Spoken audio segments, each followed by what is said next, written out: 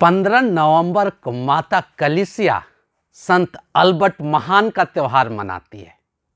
ये पुरोहित, धर्माध्यक्ष और धर्माचार्य थे।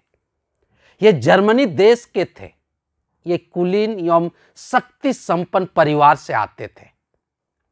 बचपन से ही माता मरियम के प्रति संत अल्बर्ट का विशेष भक्ति थी।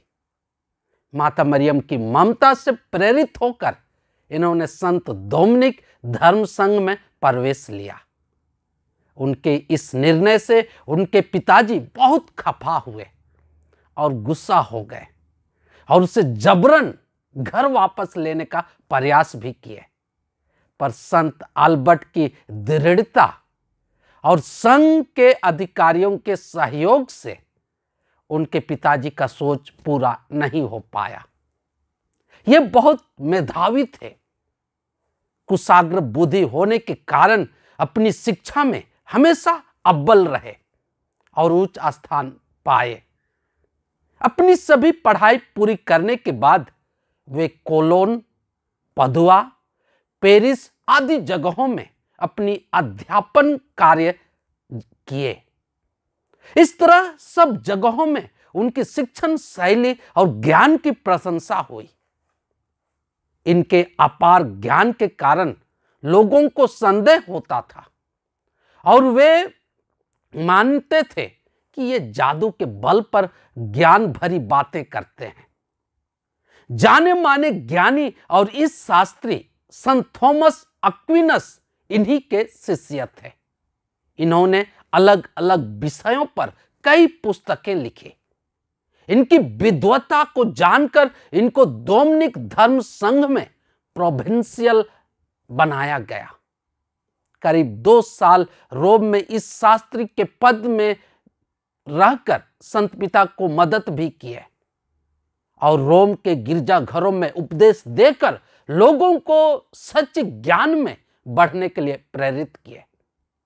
बाद में संत अल्बर्ट को रातिसबोन का धर्माध्यक्ष बनाया गया। उस धर्म प्रांत के लोगों की आध्यात्मिक और सामाजिक स्थिति अच्छी नहीं थी। उनमें उन्नति और सुधार की आवश्यकता थी। इस मामले में संत अल्बर्ट कड़ी मेहनत की, पर शक्तिशाली और धनी वर्गों का सहयोग नहीं मिला। ये संत अल्बर्ट का विरोध किए क्योंकि पुराने अव्यवस्था से इन लोगों को काफी फायदा होता था। संत अल्बर्ट परस्पर संघर्षरत लोगों के बीच शांति स्थापित करने का व्यापक प्रयास किए, पर विरोधियों का दबदबा बढ़ता गया। अतः संत अल्बर्ट धर्माध्यक्ष के पद से इस्तीफा दिए और संत पिता उसे स्वीकार भी किए। वे अपने कोलोन वापस हुए और अपना सामान्य जीवन जिए। संत अल्बर्ट अनेक गूढ़ विषयों पर अनेक लेख एवं पुस्तक लिखे।